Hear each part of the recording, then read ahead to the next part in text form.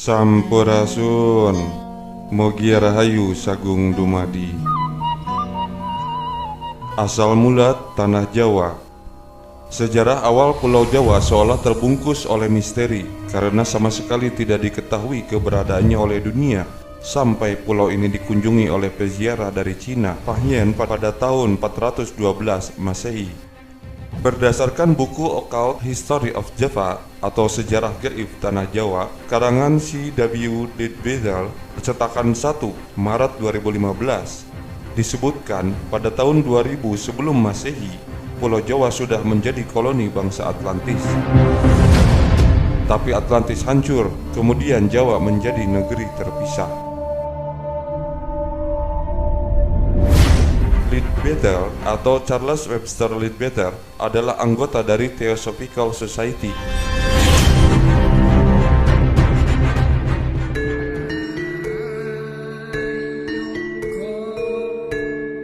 Sudah sangat kita kenal legenda Tanah Jawa yang angker nan mistis. Seringkali dikaitkan dengan sang penumbal Tanah Jawa yaitu Syekh Subakir dan Sabdo Palon. Kita juga mengenal legenda Aji Saka dalam berbagai cerita, juga dianggap melambangkan kedatangan Dharma, ajaran dan peradaban Hindu-Buddha ke Pulau Jawa. Penafsiran lain beranggapan bahwa kata Saka adalah berasal dari istilah dalam bahasa Jawa, Saka atau Soko, yang berarti penting, pangkal, atau asal mula. Maka namanya bermakna Raja Asal Mula atau Raja Pertama. Mitos ini mengisahkan mengenai kedatangan seorang pahlawan yang membawa peradaban, tata tertib, dan keteraturan ke Pulau Jawa karena Aji Saka telah mengalahkan Raja Jahat, Prabu Dewata Cengkar, sang penguasa hitam yang kala itu menguasai Pulau Jawa. Tumbal Aji Saka untuk menangkal kekuatan hitam bertahan hingga beratus tahun kemudian sampai pada keadaan di mana makhluk halus kembali berkuasa, hujan darah di mana-mana, bencana merajalela. Pada waktu ini berkembanglah beberapa ajaran ilmu gaib di Pulau Jawa. Oleh karena itu Pulau Jawa dianggap angker nan mistis. Kisah legenda ini tidak bisa dianggap sumber sejarah ilmiah, namun tidak juga kita menafikan sebagai salah satu sumber yang dapat mengisi kekosongan sejarah bangsa.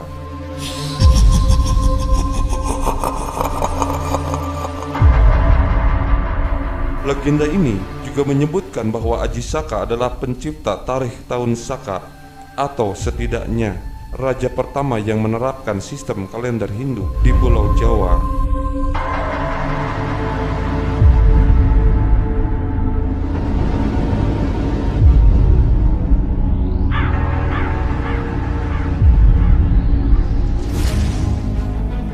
Dalam kisah lain asal-usul Pulau Jawa, pada abad ke-15 Masehi, datanglah Syekh Subakir, seorang ulama yang dikirim Kesultanan Turki Utsmaniyah ke Tanah Jawa.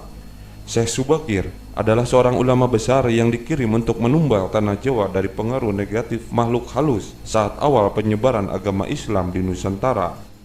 Jika digambarkan dalam garis waktu atau timeline seperti berikut ini, kedatangan Syekh Subakir berada pada awal abad ke-15 Masehi. Syekh Subakir mengetahui kondisi Pulau Jawa banyak dipengaruhi unsur gaib yang sangat mengganggu. Lalu Syekh Subakir membawa batu hitam dari Arab yang telah dirajah. Kemudian dengan karomah yang dimilikinya, batu hitam dengan nama Raja Ali Kalacakra tersebut dipasang di tengah-tengah Pulau Jawa, yaitu di puncak Gunung Tidar, Magelang. Karena Gunung Tidar dipercayai sebagai titik sentral atau pakunya Tanah Jawa. Hasilnya kekuatan gaib yang mengganggu di Pulau Jawa dapat dihalau. Pada masa ini ilmu kebatinan berkembang lagi menjadi beberapa cabang yaitu ketabiban, kewaskitaan, kesaktian, kanuragan, kekebalan, pengasihan termasuk juga tenaga dalam. Kemudian sepeninggal Syekh Subakir, pemagaran gaib terhadap pengaruh negatif dilanjutkan oleh para wali Songo. Para wali ini mengajarkan ajaran Islam. Salah satu di antaranya yang terkenal adalah Sunan Kalijaga. Masatoshi Iguchi dalam bukunya Java Essay, The History and Culture of Southern Country menjelaskan mengenai asal-usul Pulau Jawa. Dari mitologi pewayangan Jawa, dikisahkan zaman dahulu mulai Aceh hingga Bali membentang dalam satu pulau. Dalam serat Mahaparwa karya Empu Satya tahun 851 Surya atau 879 Candra dari Memenang Kediri menceritakan dulu ada sebuah pulau panjang yang belum berpenghuni dan belum punya nama. Suatu ketika para dewa yang bersemayam di kahyangan Gunung Tengguru, Himalaya, datang ke pulau tersebut dipimpin oleh Sang Hyang Manikmaya atau Betara Guru dan menamakan pulau tersebut dengan Dawa yang berarti pulau panjang, sesuai dengan keadaan dari pulau tersebut yang waktu itu membentang dari Aceh hingga Bali. Sementara itu di tanah Hindustan ada seorang Brahmana yang diperintahkan ayahnya untuk mencari pulau yang panjang atau pulau Dawa atau pulau Jawa agar bertapa di sana. Brahmana tersebut adalah Prabu Ajisaka, putra Prabu Iwasaka, putra Empu Ramadi, putra Sang Hyang Ramaparwa, putra Sang Hyang Hening, putra Sang Hyang Menang, putra Sang Hyang Nurasa, putra Sang Hyang Nur Cahya atau Sayyid Anwar, putra Sang Hyang Sith, Nabi Sith, putra Sang Hyang Ngadamo atau Nabi Adam. Setelah beberapa lama, akhirnya Ajisaka menemukan Pulau Jawa, lalu mengelilingi seluruh pulau, dan di sepanjang perjalanannya banyak menemukan tanaman jawawut. Akhirnya Ajisaka menamakan kembali pulau ini dengan nama Pulau Jawa, diambil dari nama jawawut. Setelah mengelilingi Pulau Jawa dalam 103 hari, Ajisaka melakukan pembukaan hutan di Gunung Hiang atau Gunung Kendeng sebagai manusia pertama di Jawa dengan sebutan Empu Sengkala. Bersamaan dengan itu dimulailah tahun Jawa atau tahun Saka dengan sengkalan Cebuk Sawuk yang berarti tahun kepala satu.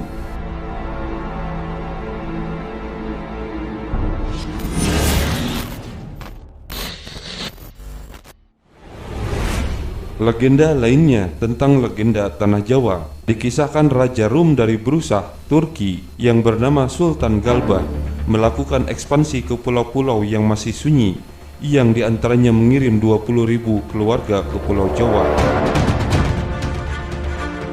Setelah beberapa lama tinggal di Pulau Jawa, rombongan tersebut terserang wabah penyakit sehingga tinggal 2.000 keluarga. Ketika terserang wabah berikutnya tinggal 200 keluarga.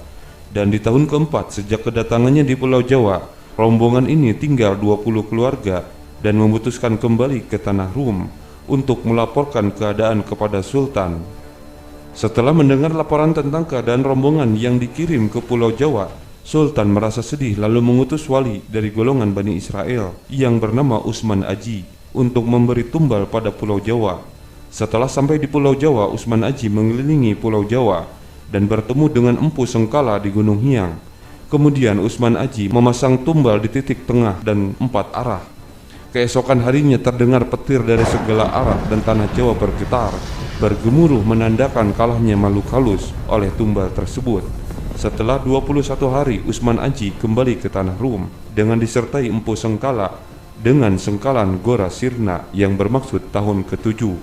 Setelah berguru kepada Usman Aji dan bergelar pendeta Iskak, Empu Sengkala pergi ke Hindustan menghadap Sang Hyang Jagatnata, kepala para dewa, meminta izin untuk membawa rombongan ke Pulau Jawa. Dan selanjutnya Empu Sengkala membawa 20.000 keluarga yang terdiri dari bangsa Keling, Alengka atau Ceylan, dan Siam ke Pulau Jawa. Setelah berhasil membentuk masyarakat Jawa, Empu Sengkala kembali ke Rum, kemudian melakukan perjalanan ke Awinda atau Lulmat atau dunia gaib yang sunyi dan abadi di alam tersebut dengan sengkalan Anembah Geni Meletik, yaitu tahun 32 Saka.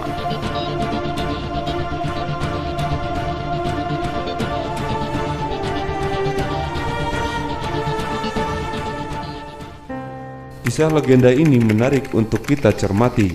Nama Raja Rum di Brusah, Turki. Kita dapat mengenali bahwa Raja Rum di Bursa, Anatolia, Turki. Namun, nama Sultan Galba tidak ditemui dalam nama raja-raja atau nama sultan-sultan yang berada di Turki. Dengan mudah kita dapat melakukan searching dengan Google. Pengiriman puluhan ribu keluarga ke Pulau Jawa dari Keling, Ceylan, dan Siam ke Pulau Jawa nampaknya terjadi kekeliruan oleh penulis legenda. Puluhan ribu keluarga tersebut diangkut terjadi hanya pada zaman penjajahan Belanda di tanah Nusantara. Pemberangkatan dari tanah Keling itu dari pelabuhan yang berada di Chennai atau Madras, India sekarang. Kemudian tentang nama Sang Hyang Jagatnata atau kepala para dewa, ini mengacu kepada sosok Semar. Sang Hyang Jagatnata dalam mitologi Jawa adalah Batara Guru. Ia juga dikenal dengan nama lain seperti Sang Hyang Manikmaya, Sang Hyang Caturbuja, Sang Hyang Otipati, Sang Hyang Jagatnata, Nilakanta, Trinetra, dan Kirinata. Nama Sang Hyang Jagatnata dan sosoknya adalah sosok asli dari kepercayaan Nusantara. Jadi seharusnya tidak terkait dengan Turki.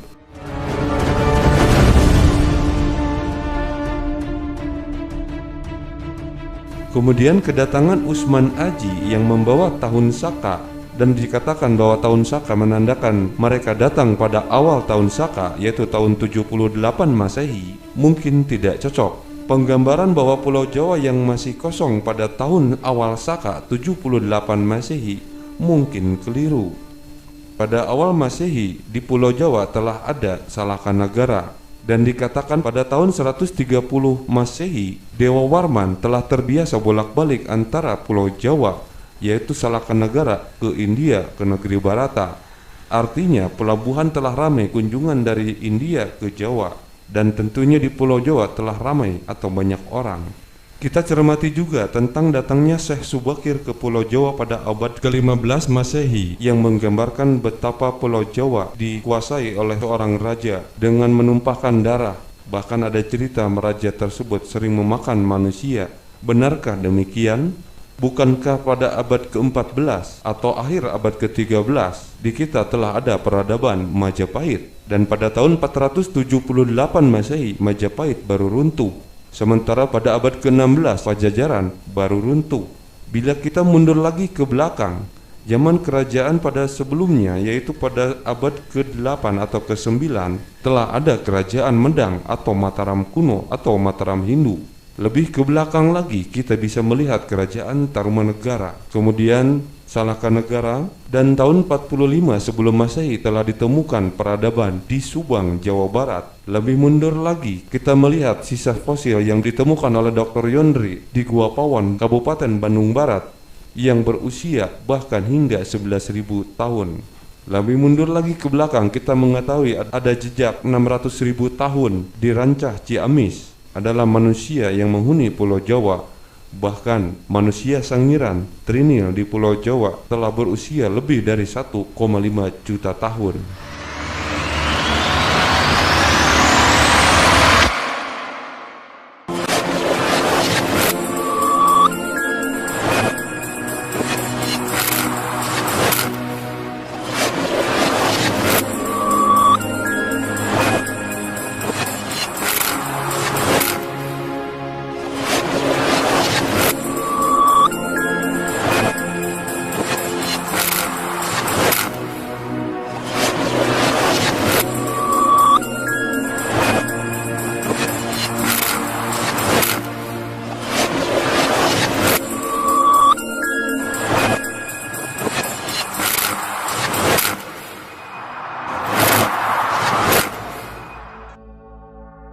I Guci mengutip kitab karya Ronggowarsito III dengan mengacu pada serat Mahaparwa karya Empu Satya pada tahun 851 Saka atau 929 Masehi, sejaman dengan kerajaan Kediri.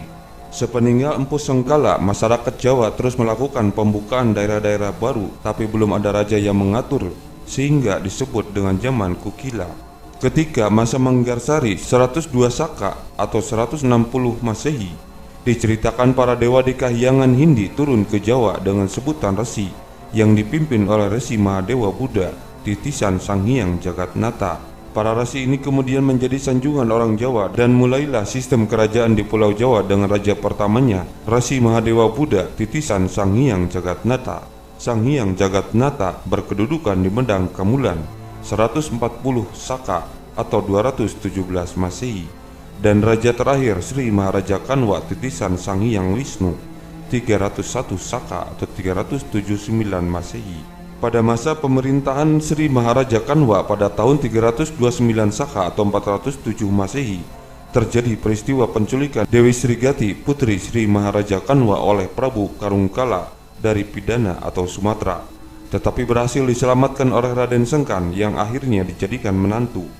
Karena peristiwa penculikan ini, Sri Maharaja Kanwa marah dan menghancurkan negeri Pidana dan membinasakan Prabu Karungkala. Sebagai saudara dari Prabu Karungkala yang telah terbunuh, maka Prabu Sangkala, Raja Samaskuta atau Sumatera, tidak lagi mengakui kekuasaan Sri Maharaja Kanwa. Akhirnya Sri Maharaja Kanwa menyerang negeri Samaskuta tahun 338 Saka dan menghancurkan Prabu Sangkala. Setelah menghancurkan negeri Samaskuta, Sri Maharaja Kanwa menuju Gunung Pulosari, Banten, hendak membinasakan Resi Prakampa, orang tua Prabu Karungkala dan Sangkala. Karena menurut pemahaman Sri Maharaja Kanwa, Sri Prakampa dibalik semua peristiwa ini, tapi sebenarnya Sri Prakampa tidak tahu menau dan tidak berdosa. Karena keinginan angkara murka dari Sri Maharaja Kanwa itu, maka Sang Hyang Wisnu muksa dari Sri Maharaja Kanwa dan digantikan oleh Sang Hyang Kala. Setelah menemukan Resi Prakampa, Sri Maharaja Kanwa membunuh sang resi yang tidak bersalah. Karena kesaktian Resi Prakampa yang telah dianiaya oleh Sri Maharaja Kanwa, maka Gunung Kapi atau Krakatau meletus diiringi dengan bencana air bah, hujan lebat, dan angin topan. Gunung Kapi runtuh masuk ke dalam bumi. Air laut menggenangi daratan dari Gunung Gede Bogor sampai Gunung Raja Basa, Lampung. Setelah surut, Pulau Jawa terbelah menjadi dua. Di bagian barat dinamakan Pulau Sumatera dan di bagian timur masih disebut Pulau Jawa. Sebagian Gunung Krakatau tenggelam dan menjadi Selat Sunda, dan negeri Samaskuta amblas ke bumi menjadi Danau Singkara atau Singkarak di Padang. Dalam buku Catastrophe, An Investigation into the Origin of the Modern World, David Case memperkirakan peristiwa meletusnya Gunung Krakatau adalah pertengahan abad ke-6 Masehi atau tahun 535 Masehi. Ia juga merujuk catatan Cina dalam History of Southern Dynasty bahwa Desember tahun 529 Masehi terdengar gemuruh yang datangnya dari arah barat daya negeri itu sebanyak 2 kali ledakan. Suara tersebut diperkirakan berasal dari letusan Gunung Krakatau.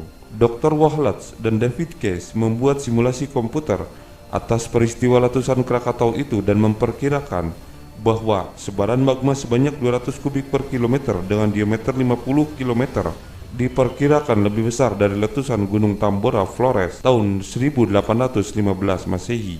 Peristiwa itu membuat Gunung Proto Krakatau meninggalkan kawah kaldera sehingga memisahkan Pulau Jawa dan Sumatera. Hasilnya seperti pada gambar berikut. Hasil simulasi komputer dari Dr. Wahlatz atas peristiwa letusan Gunung Krakatau juga tidak dapat menentukan kapan peristiwa itu terjadi, hanya bisa menampilkan efek dari letusan tersebut. Catatan paling kuno dari negeri Cina menyebutkan bahwa Pulau Jawa dan Sumatera adalah daratan yang menyatu. Kondisi seperti itu hingga tahun 400 Masehi, Jawa dan Sumatera tetap menyatu.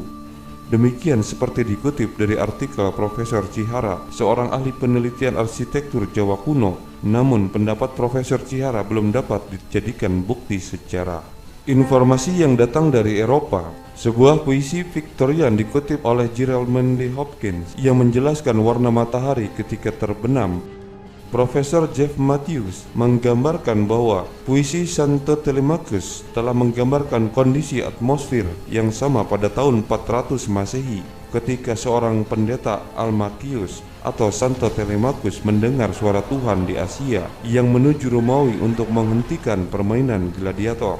Setelah kematian Santo Telemachus sebagai martir, Kaisar Romawi, Kaisar Honorius, melarang gladiator di Romawi untuk selamanya.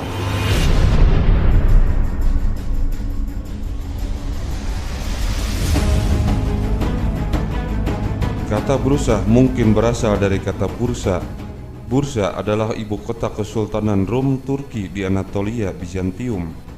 Bizantium adalah Romawi Timur yang kelak dikuasai oleh Kesultanan Utsmania.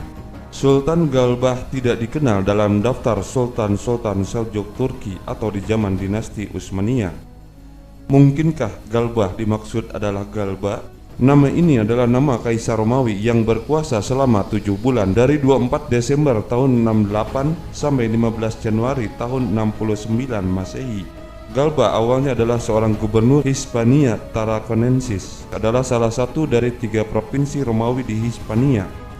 Provinsi ini meliputi pantai Spanyol yang berbatasan dengan Mediterania, pantai utara, dan bagian dari Portugal Utara. Spanyol Selatan. Wilayah ini kini disebut Andalusia, adalah provinsi Hispania Baetica. Menarik untuk dikaji bahwa pada awal Masehi, Romawi tidak dapat melakukan perdagangan langsung dengan Tiongkok atau Cina. Penyebabnya harus melalui pihak ketiga dari Kekaisaran Parthia di jalur sutra daratan. Akhirnya Romawi mencapai Tiongkok melalui jalur laut dari Selat Malaka pada tahun 166 Masehi. Dan Claudius Ptolemeus dalam petanya menyebutkan Pulau Jawa pada abad kedua Masehi sebagai Chryse Chersonesus. Jadi masuk akal bila sebenarnya legenda Jawa ini mengisahkan awal bangsa Rum pra-Islam, namun kisahnya menjadi campur baur dalam waktu terjadinya sebuah peristiwa. Bisa jadi kedatangan Aji Saka memang di awal tahun Masehi. Bukti arkeologis perdagangan Romawi tersebar di Asia Tenggara. Ciri khas barang dagang Romawi adalah manik-manik kalung yang terbuat dari kaca. Tahun 45 sebelum Masehi, di situs Subang Larang ditemukan manik-manik kaca yang kuno yang belum diidentifikasi berasal dari mana. Bagaimana menurut pendapat Anda? Jaga